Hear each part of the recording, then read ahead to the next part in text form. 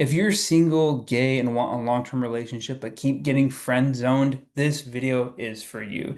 Maybe you're on the apps, but things aren't going past the first or second date, or guys keep telling you that you're such a sweet guy, anyone would be lucky to have you, but they're just not feeling the spark, or they're just not ready for dating, or something like that.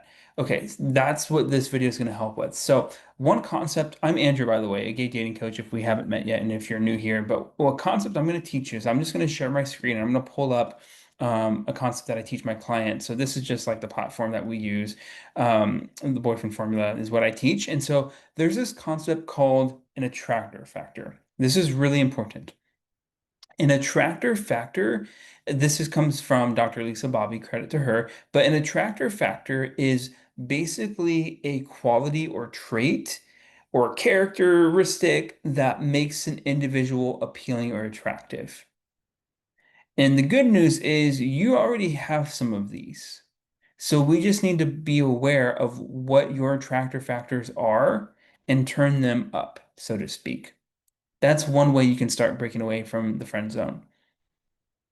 And so this is just a list of some sample attractor factors. This list is not all, exclusive. Of course, there's some that are missing. This is just an example. So for example, being charming and sensitive. And by the way, this is subjective. Not everybody is attracted to the same things. But for example, charming and sensitive, that's an attractor factor. Fun, interesting, being witty, being visually appealing, uh, free-spirited and generous, even being wild and like bad and dangerous and the bad boy. That's can be attractive to some people. Sexually intense, meaning they just come on really strong and like they're confident and they're just like just sexually intense. They're a little bit mysterious. You don't know like their whole story. You can't really predict them all the time. Unpredictable, that's another one. Powerful. We're often attracted to power. Heroic. Maybe someone just seems to be really heroic in your eyes. They started a business, they've gone through a whole bunch of things in their childhood. They're, a very successful athlete, the doctor, whatever it is, you see them as heroic. Or they're special, they're talented, they're a musician, they're very deep. Some people find that really attractive. Even being hot and cold and unpredictable. And of course, being self-sufficient and confident, these are all things that can create attraction. Now, disclaimer, and you probably caught on already, is not all of these are healthy in a relationship per se. Being unpredictable, not necessarily a healthy trait. Hot and cold, not necessarily a healthy trait. And even, being bad and dangerous and, reckless, not necessarily healthy in a relationship. And yet they create attraction. So even for you, like if you're ever wondering, like, why am I attracted to this guy? He's not good for me. He might just have some of these attractor factors that you're picking up on. But anyway, back to you. So I want you to know what are some of your attractor factors, and you can even like screenshot this. I'll smile for you.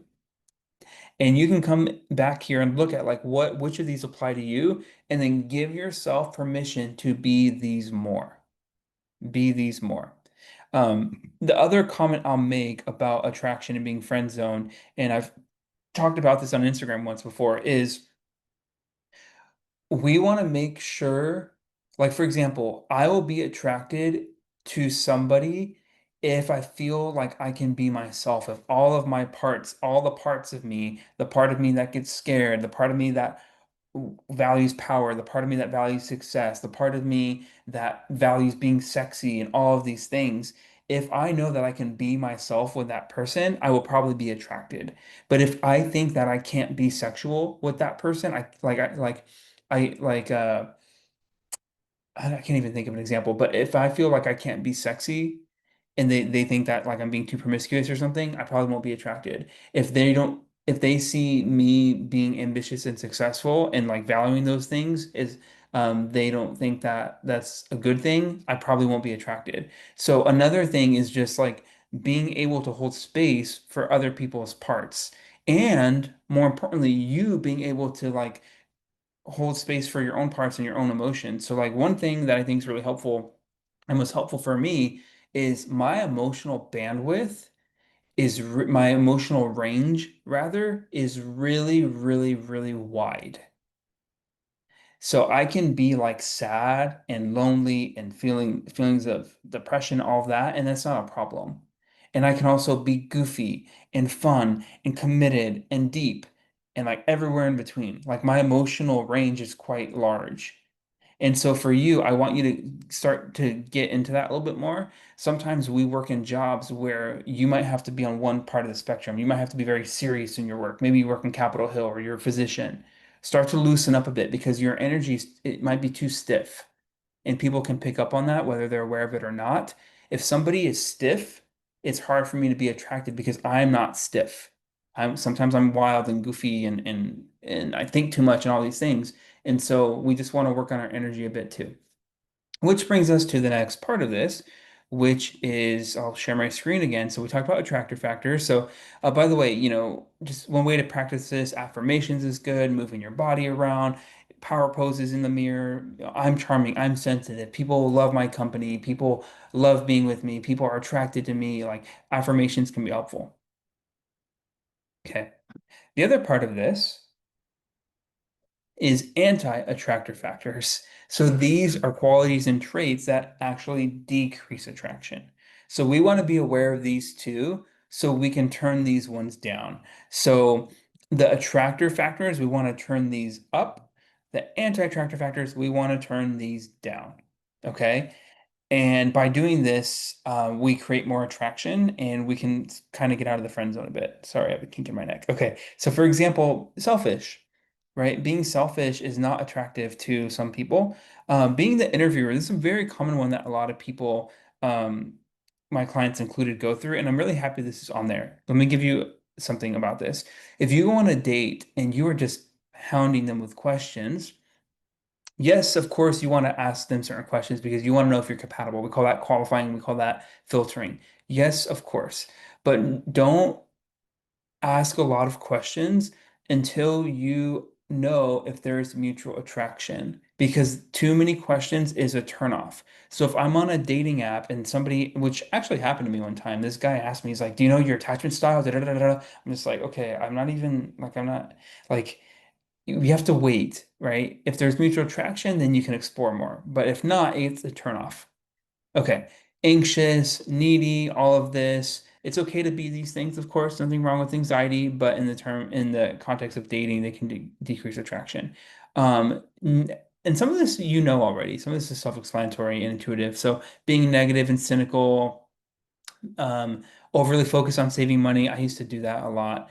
Oversharing, TMI, a lot of clients fall into this one. Being rigid and inflexible, turn off for some people, especially those who value openness and freedom. This is a turn off.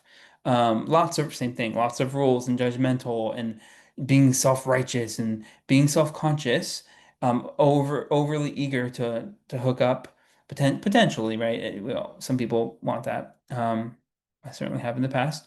Boring, no defined sense of self, depressive, and the opposite of that too, of the hooking up thing is like no sexual energy at all. Like there's just no sexual attraction or energy or interest. And like with romantic relationships, we typically want that. That's the difference between that and the platonic one in some ways, among other things.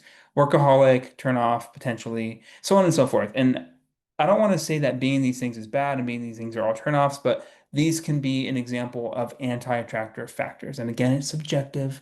Be gentle, but just being aware of the things that we do. So, for example, I used to be stressed out a lot. Like, I went to college for biology. It was really hard for me. I was really stressed out, and I didn't want to carry that into my newer relationships. So, that's an example is like being stressed out, I heal that. Heal some of these just need to be healed. And then give yourself permission to turn up the attractor factors. And that alone will help you stop getting friend zoned.